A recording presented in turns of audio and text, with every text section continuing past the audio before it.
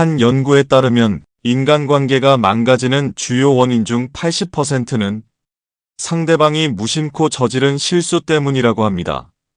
그런데 이 실수들 사실 알고 보면 피할 수 있는 것들이 많습니다. 오늘 그 핵심 3가지를 알려드릴게요. 1. 뒷담화. 인간관계에서 흔히 저지르는 실수 중 하나가 바로 뒷담화입니다. 뒷담화란 상대방이 없는 자리에서 그 사람에 대해 부정적인 이야기를 나누는 행위를 말합니다. 처음에는 가벼운 농담이나 의견 교환처럼 느껴질 수 있지만 이는 인간관계에서 치명적인 신뢰의 붕괴를 초래할 수 있습니다. 뒷담화가 가지는 문제점과 그로 인해 벌어질 수 있는 결과를 이해하고 이를 피하는 방법을 배우는 것이 중요합니다. 뒷담화의 가장 큰 문제점은 그것이 신뢰를 깨뜨린다는 것입니다. 우리는 누구나 자신의 이야기가 제3자의 입을 통해 부정적으로 전달되는 것을 원하지 않습니다. 하지만 뒷담화는 결국 시간이 지나면 당사자의 귀에 들어가게 됩니다. 아무리 비밀스럽게 이야기를 나눴더라도 인간관계 속에서는 예상치 못한 방식으로 말이 퍼지기 마련입니다. 뒷담화를 들은 당사자는 자신이 없는 자리에서 자신을 험담한 사실에 큰 배신감을 느끼게 됩니다. 이는 단순히 한 사람과의 관계뿐만 아니라 주변 사람들과의 관계 전반에 악영향을 미칠 수 있습니다. 뒷담화는 단순히 개인적인 문제에 그치지 않습니다. 사회적으로도 부정적인 영향을 미칩니다. 예를 들어 회사 내에서 특정 동료에 대한 뒷담화를 나누면 그것이 조직 문화 전체를 해칠 수 있습니다. 뒷담화는 불신과 갈등을 조장하며 사람들 간의 협력과 신뢰를 저하시킵니다. 더 나아가 뒷담화를 한 사람은 다른 사람들에게도 언제든 나를 험담할 수 있는 사람으로 인식될 위험이 있습니다. 결국 뒷담화는 그 행위를 한 사람의 신뢰도마저 떨어뜨리는 양날의 검과 같습니다. 그렇다면 왜 우리는 뒷담화를 하게 될까요? 첫째, 인간은 타인의 단점이나 잘못에 대해 이야기하며 일종의 우월감을 느끼는 경향이 있습니다. 뒷담화를 통해 자신이 상대방보다 더 나은 위치에 있다고 생각하며 자존감을 잠시나마 충족시키는 것입니다. 둘째, 무의식적으로 주변 사람들과의 친밀감을 형성하기 위해 뒷담화를 활용하기도 합니다. 특정 주제에 대해 공통된 의견을 나누며 친밀해지려는 심리에서 비롯된 것입니다. 그러나 이러한 방식은 지속적인 관계를 유지하는데 결코 도움이 되지 않습니다. 뒷담화를 피하기 위해서는 몇 가지 구체적인 실천이 필요합니다. 첫째, 상대방이 없는 자리에서 그 사람에 대해 부정적인 말을 하지 않는다는 원칙을 세워야 합니다. 아무리 가벼운 농담이나 의견이라도 그것이 상대방에게 상처가 될 수 있음을 항상 염두에 둬야 합니다. 둘째, 부정적인 대화로 흘러가는 상황에서는 대화를 긍정적으로 전환하는 방법을 익혀야 합니다. 예를 들어 누군가 특정 사람의 단점을 이야기하기 시작한다면 그 사람의 장점을 언급하며 대화의 흐름을 바꿀 수 있습니다. 셋째, 인간관계에서 중요한 것은 직접적인 소통입니다.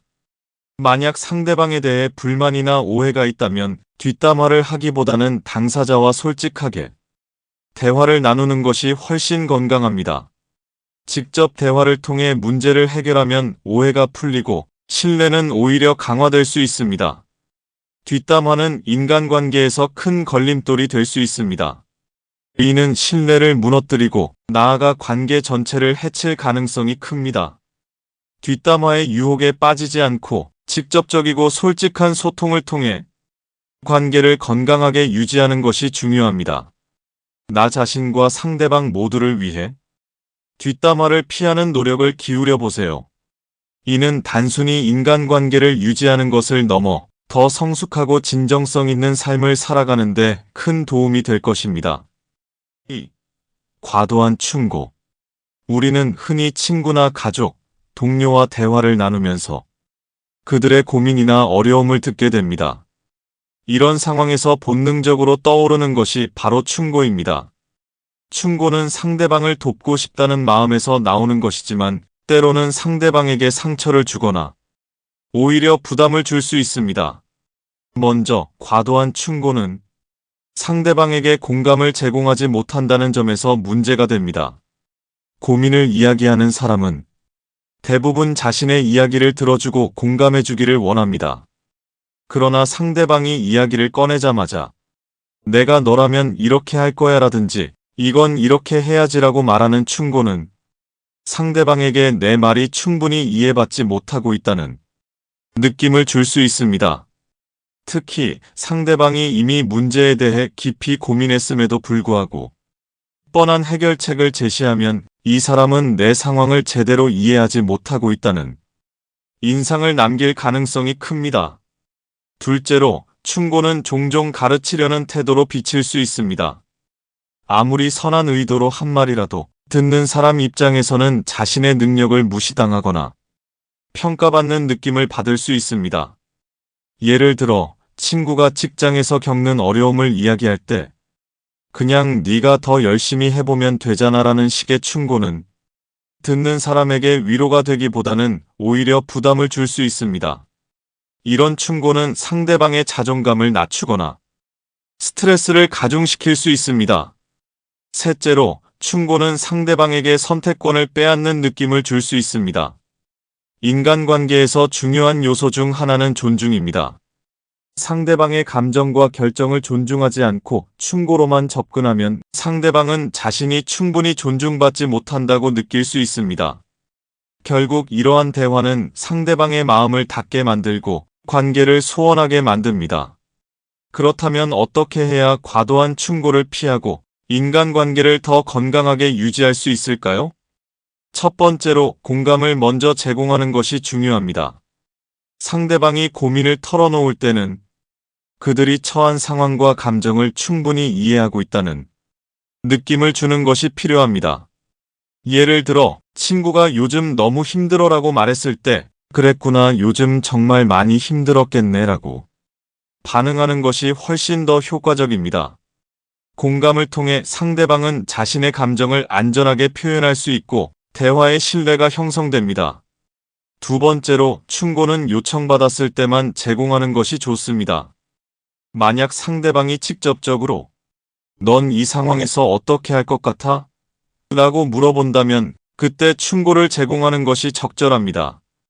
이때도 일방적으로 자신의 의견을 강요하기보다는 내 경험상 이렇게 했었는데 내 상황에도 맞을지는 모르겠어처럼 부드럽게 접근하는 것이 좋습니다. 이를 통해 상대방은 충고를 참고로 삼으면서도 자신의 결정을 존중받고 있다는 느낌을 받을 수 있습니다. 세 번째로, 질문을 통해 스스로 답을 찾게 돕는 방법을 사용할 수 있습니다. 예를 들어, 친구가 어떤 문제에 대해 고민하고 있을 때, 넌 이 상황에서 어떤 걸 가장 걱정하고 있어? 또는 이 문제를 해결하기 위해 생각해 본 방법이 있어? 와. 같은 질문을 던지면 상대방은 자신의 상황을 더 깊이 생각하게 되고 스스로 답을 찾는 과정을 경험할 수 있습니다.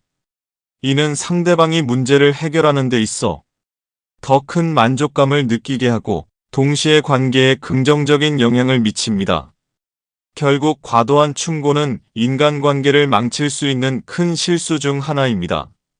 상대방을 돕고자 하는 선한 의도가 오히려 역효과를 낼 수 있다는 점을 항상 염두에 두어야 합니다. 인간관계에서 중요한 것은 상대방의 이야기를 들어주고 공감하는 태도입니다. 충고는 상대방이 필요로 할 때만 적절한 방식으로 제공하는 것이 좋습니다. 이러한 작은 변화만으로도 우리는 더 깊고 신뢰로운 인간관계를 만들어 나갈 수 있습니다. 3. 가식적인 태도. 가식적인 태도란 자신의 진심과는 다른 모습이나 행동을 보이며 상대방에게 본래의 자신과는 다른 이미지를 전달하려는 행동을 말합니다. 첫 번째 문제는 신뢰의 손실입니다. 가식적인 태도는 상대방에게 진정성을 느끼기 어렵게 만듭니다. 특히 상대가 본인이 말과 행동이 다르다는 것을 눈치챌 경우 그 순간부터 신뢰는 급격히 무너지기 시작합니다. 예를 들어 친구나 동료 앞에서는 친절하고 따뜻한 태도를 보이지만 다른 사람들과 있을 때 그 친구나 동료를 험담한다면 결국 그 사실은 밝혀질 가능성이 높습니다. 한번 신뢰를 잃게 되면 그것을 회복하기는 매우 어렵습니다. 두 번째 문제는 자신의 내면에도 부정적인 영향을 미친다는 점입니다. 가식적인 태도를 지속적으로 유지하려면 본래의 자신과는 다른 모습을 연기해야 합니다. 이는 본인 스스로에게도 스트레스를 주며 심리적인 피로감을 유발합니다. 또한 자신의 진정한 모습을 받아들여지지 않을까 하는 두려움이 커지면서 자존감에도 악영향을 미칠 수 있습니다. 가식적인 태도의 근본적인 원인은 타인의 시선을 지나치게 의식하는 마음에서 비롯됩니다. 사람들은 때로는 자신이 인정받고 싶거나 다른 사람들과 잘 지내고 싶다는 이유로 진심과는 다른 행동을 선택하게 됩니다. 하지만 이러한 선택은 단기적으로는 평화를 가져올 수 있어 보이지만 장기적으로는 관계를 더 큰 갈등 속으로 몰아넣을 가능성이 높습니다. 또한 가식적인 태도를 보이는 사람들은 자신이 상대에게 맞춰야 한다는 강박감을 느낄 수 있습니다. 예를 들어 특정 집단에서 배척당하지 않기 위해 자신이 좋아하지도 않는 취향이나 의견에 동조하는 경우가 이에 해당합니다. 이런 행동이 반복되면 자신을 잃어버릴 뿐만 아니라 진정으로 신뢰할 수 있는 관계를 만들기 어렵게 됩니다. 가식적인 태도를 극복하는 방법 1. 진정성을 바탕으로 소통하기. 가식적인 태도를 버리고 인간관계를 건강하게 유지하려면 무엇보다 진정성을 바탕으로 소통하는 것이 중요합니다. 상대방에게 솔직한 감정을 표현하고 자신의 의견을 분명히 말하는 연습을 통해 신뢰를 쌓을 수 있습니다. 진정한 관계는 거짓된 모습이 아닌 진짜 자신을 보여줄 때 형성됩니다. 2. 자신감을 기르기. 가식적인 태도는 종종 자신감 부족에서 비롯됩니다. 자신의 모습 그대로를 사랑하고 인정할 수 있다면 굳이 다른 사람에게 잘 보이기 위해 가식적인 행동을 할 필요가 없어집니다. 자신을 있는 그대로 받아들인다면 상대도 나를 진심으로 받아들이게 됩니다. 3. 일관성 유지하기. 관계에서 일관성 있는 태도를 유지하는 것도 매우 중요합니다. 사람들은 예측 가능하고 안정적인 관계를 선호합니다.